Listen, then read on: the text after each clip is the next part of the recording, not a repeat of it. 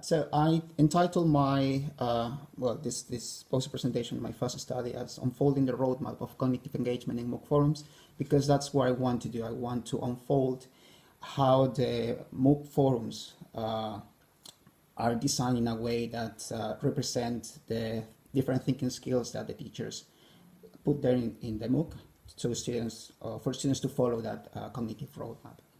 So, as we heard previously, MOOCs, these massive open online courses, have different activities. My focus is specifically on the forums in these MOOCs, and I try to capture cognitive engagement in these forums.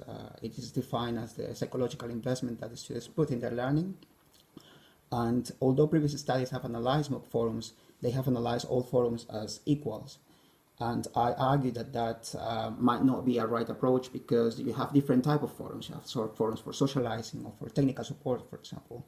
So I think that it's first, it's important to put cognitive engagement in context. So measure cognitive engagement in the right forums, and then see what results that yields. So those are basically my two first research questions for this presentation. The first one is, what is the prevalence of MOOC forums in a MOOC cognitive-oriented forums, and how do these cognitive-oriented forums trigger different levels of thinking skills? I based on the theory of pedagogical discourse in order to identify how teachers instruct students to interact in these forums, and I identify the pedagogical instructions to see which level of thinking skills, according to Bloom's taxonomy, they promote. I also take a look at the messages posted by the learners to see if they correlate with the instructions given by the teacher. So, for example, if a teacher is giving instruction for students to apply knowledge or to analyze something, I want to see if the students are also applying or analyzing, or if they're doing something different. And I analyzed 5 different MOOCs. I got a total of 147 forums, 459 pedagogical instructions, and 25,167 messages. I first created a scheme to identify these pedagogical instructions in the MOOCs. You can see that it's composed of a pre-command, directive command, an object, and a location, which looks more like an instruction could be, please discuss this in the forum. So that's where I focus on, and then I see to which level of Bloom's taxonomy that instruction belongs. And I also put all the messages of the learners together, and I use content analysis and a new tool developed by the University of Lancaster. It's called Lancsbox, in order to analyze all the content in the forums. And some of the preliminary results I've got on the side of the teachers is that, as expected, most MOOC forums are cognitively oriented, because MOOCs are educational platforms. However, within cognitive-oriented forums, we also see a distinction of forums that are pseudo-cognitive, where students can engage cognitively but don't have to, and also forums which are social-cognitive, where students do not only engage cognitively but also socially with other learners. But in total, cognitive-oriented forums are a majority in most MOOCs. And you can see also there an example of this cognitive roadmap that I try to map in every MOOC.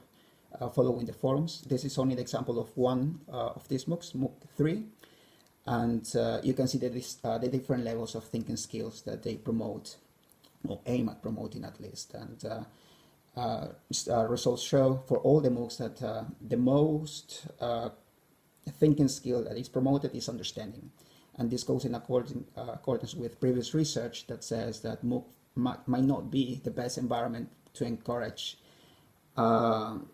higher order thinking skills, because most forums actually do not promote, or don't seem to promote, higher order thinking skills, but still need to analyze on the sides of the students. Like if the teacher is asking the students to apply understanding, if the students are doing that, and we'll still have lots of data to analyze, but at least from the side of the teacher, we can see that this is happening.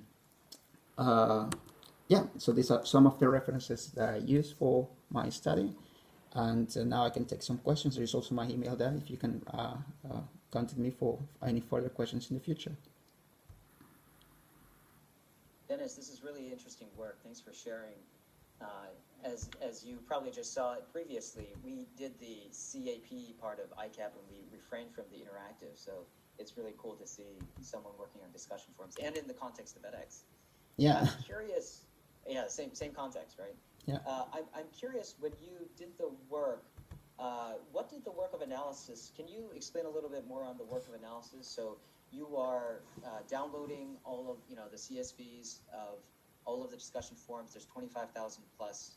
Are you going through each one? Is it you, or are you mining for particular keywords in each response, or is there a team of coders? How does this work? Oh, yeah. Well, first, I'm looking at the data on my own right now, but the idea is to have an intercoded reliability, so other researchers can take a look at the data as well to see how we match. And we take a two-sides approach. One is for the side of the instructors, we can look at the forums because there are not so many forums, but on the side of on the learners, we take text mining because of the amount of messages, and we look for specific words that are related to the content of the course, of each course, to see if the messages are related to the content.